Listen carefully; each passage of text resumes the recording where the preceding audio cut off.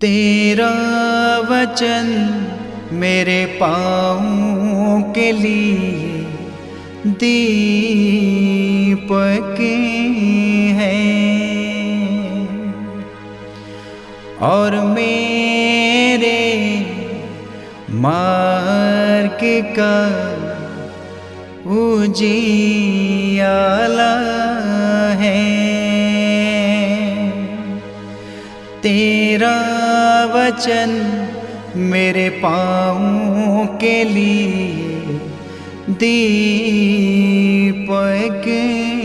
है।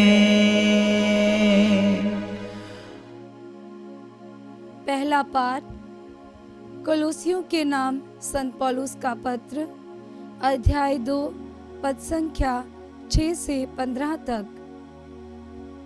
आपने मसीह को प्रभु यीशु के रूप में स्वीकार किया, इसलिए उन्हीं से संयुक्त होकर जीवन बिताएं।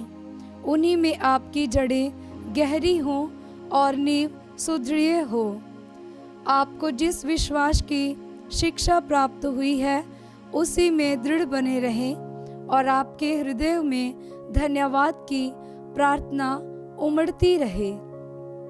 सावधान रहें, कहीं ऐसा ना हो कि कोई आप लोगों को ऐसे खोखले और भ्रामक दर्शन शास्त्र द्वारा बहकाए जो मनुष्यों की परंपरागत शिक्षा के अनुसार है और मसीह पर नहीं बल्कि संसार के तत्वों पर आधारित है, क्योंकि मसीह में ईश्वरीय तत्व की परिपूर्णता अवतरित होकर निवास करती है और उनमें आप इस परिपूर्णता के सहभागी हैं।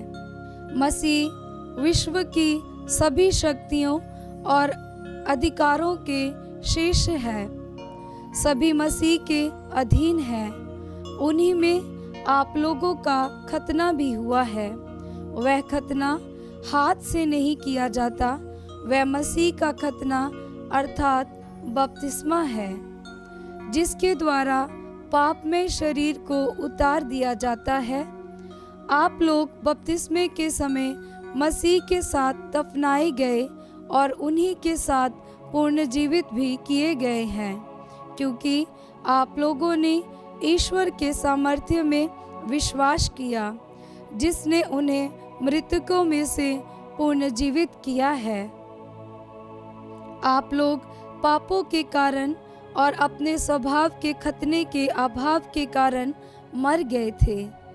ईश्वर ने आप लोगों को मसीह के साथ पुनर्जीवित किया है और हमारे सब अपराधों को क्षमा किया है।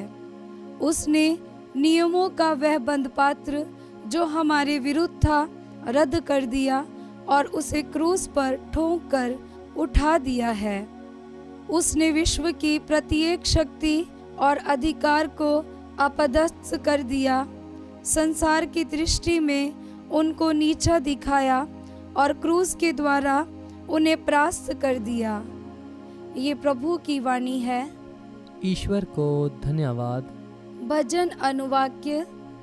प्रभु सबों का कल्याण करता है, प्रभु सबों का कल्याण करता है।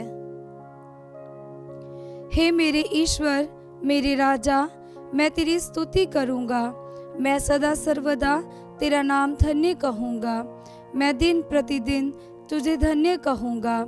मैं सदा सर्वदा तेरे नाम की स्तुति करूंगा। अनुवाक्य। प्रभु सबों का कल्याण करता है। प्रभु दया और अनुकंपा से परिपूर्ण है, वह सहनशील और अत्यंत प्रेममय है।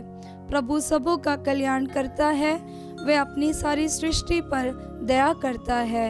अनुवाक्य। प्रभु सबों का कल्याण करता है। हे प्रभु, तेरी सारी सृष्टि तेरा धन्यवाद करें, तेरे भक्त तुझे धन्य कहें। वह तेरे राज्य की महिमा गाएं और तेरे सामर्थ्य का बखान करें। अनुवाक्य। प्रभु सबों का कल्याण करता है। जय घोष हालेलुया। अनुवाक्य। हालेलुया। प्रभु कहते हैं, मैंने तुम्हें चुना है जिससे तुम जाकर फल उत्पन्न करो और तुम्हारा फल बना रहे। अनुवाक्य हालेलुया। पवित्र सुसमाचार संत लूकस के अनुसार, अध्याय 6 पद संख्या 12 से 19।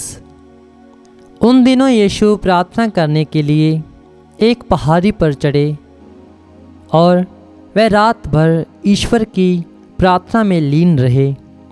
दिन होने पर उन्होंने अपने शिष्यों को पास बुलाया और उनमें से 12 को चुनकर उनका नाम प्रेरित रखा।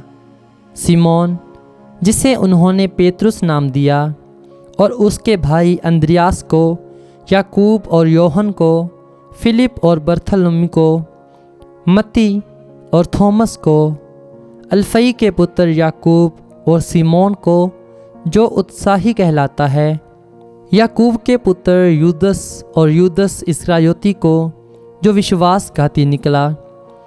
यीशु उनके साथ उतरकर एक मैदान में खड़े हो गए।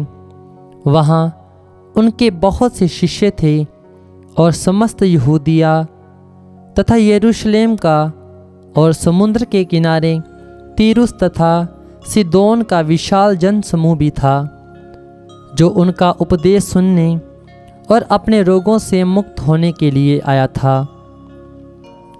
यीशु ने अबदूतग्रस्त लोगों को चंगा किया।